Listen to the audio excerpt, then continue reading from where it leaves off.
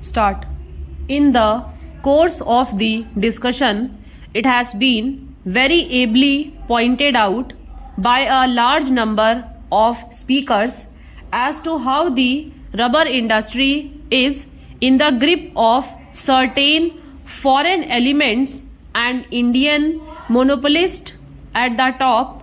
We know that there are small planters and producers, but the hold of the Dunlop company was also mentioned. So far as the big industries are concerned, it has been their policy to capitalize the money and to put money in the reserve fund instead of utilizing such funds and profits for improvement of the working classes and for the betterment of the laborers. It was pointed out yesterday that the Dunlop company gave very high dividends. You will be shocked to know that while the company had money to declare a dividend of 40% and also to capitalize a part of the profits, it did not give at all a fair deal to the workers. On the contrary, they were kept at more or less the same old level where they had a kind of labor. Practically speaking, therefore, it becomes necessary to look into this matter. Sir, we are interested in the increase in production and everybody is interested in the increase in production. The production of rubber, coffee or of any other essential commodities or imported commodities must undoubtedly be increased in the country, but merely the appointing a board or by taking certain powers into the government's hand or investing the board with such powers, you cannot ensure increase in production. There may be slight improvement here and there, but materially you cannot alter the situation until and unless you inspire the real producers by making them see through their own lives experience that increase of production means a constant rise in their standard of living, in their material and cultural well-being. Now, that is why I say that it is very essential when the board is really being given certain powers for looking after the interests of the working class to make these powers effective, and to make them effective would be to ask the board to work for the increase of the wages of the rubber workers or the laborers who work in that particular industry. Now, that is not there. It is a very unhappy omission and a very sad omission if the intention of the bill is good. Sir, as you know, we had been told in the recent days very much about socialism, and we are not talking about socialism in its big aspects here at all.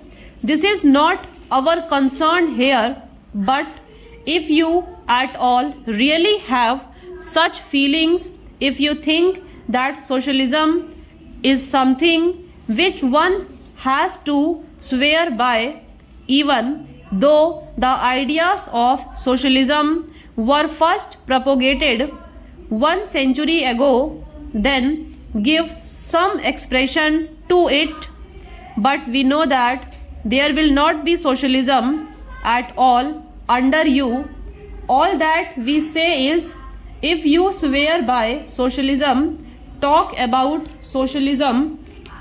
If the members of that side of the house go to some other houses and hear lectures very seriously, They should come here and tell us that they are also going to increase the wages of the workers.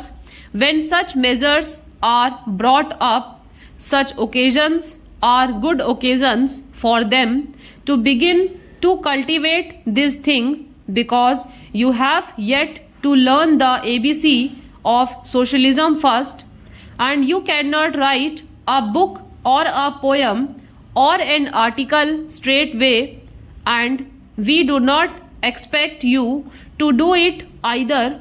But if you are really sincere about what you are talking, you should try to learn the ABC, that is to say, begin with giving the workers a fair deal, giving them a living wage, and dealing with the workers here in this bill.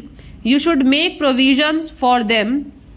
I do not suggest to the minister that in this bill there should be provision that so much wages shall be given to the rubber plantation worker, or fix a scale and all that sort of things.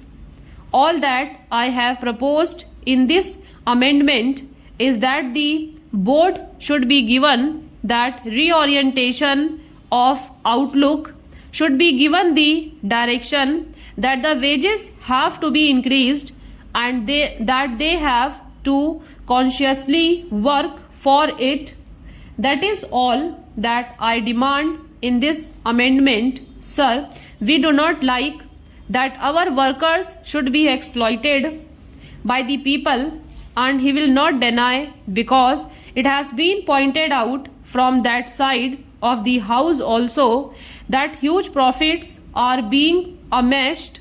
They cannot spend the money. The British, who are earning out of this industry, cannot spend the money with all their luxury and extravagance.